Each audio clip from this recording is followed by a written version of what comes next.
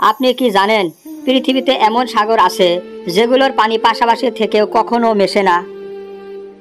এই রহস্য কেবল ভৌতিক বিজ্ঞানের না, বরং কুরআনেও এর ইঙ্গিত পাওয়া যায়। আজ আমরা জানব কেন এই পানিরা মেশে না এবং ইসলাম ও বিজ্ঞান দুটোতে কি ব্যাখ্যা দেওয়া হয়েছে।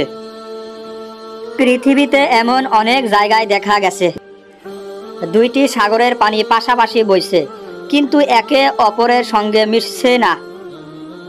এর সবচেয়ে বিখ্যাত উদাহরণ আটলান্টিক মহাসাগর ও ভূমধ্য সাগর। আরও দেখা যায় বঙ্গোপসাগর ও আরব সাগরের মাঝখানে।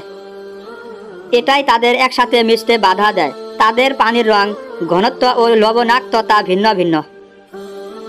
কুরআনের সূরা আর রহমানে বলা হয়েছে, তিনি দুই দরিয়া প্রবাহিত করেছেন, উভয়ে এক সময়ে মিলিত হয়। তাদের মধ্যে আছে এক অন্তরায় যা তারা অতিক্রম করতে পারে না।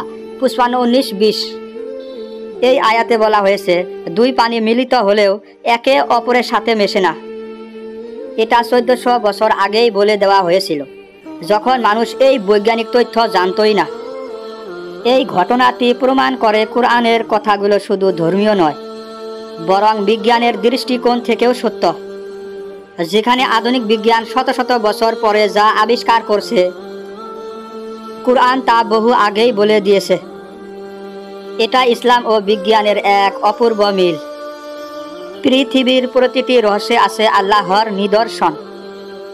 যদি আমরা চিন্তা করি, তবে প্রতিটি বৈজ্ঞানিক তথ্যেই আল্লাহকে খুঁজে পাব।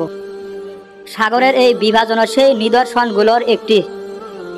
এমন আরও রহস্য জানতে চাইলে অবশ্যই ভিডিওটি লাইক দিন, আর হৃদয় ছুঁয়ে গেলে সাবস্ক্রাইব করতে ভুলবেন না।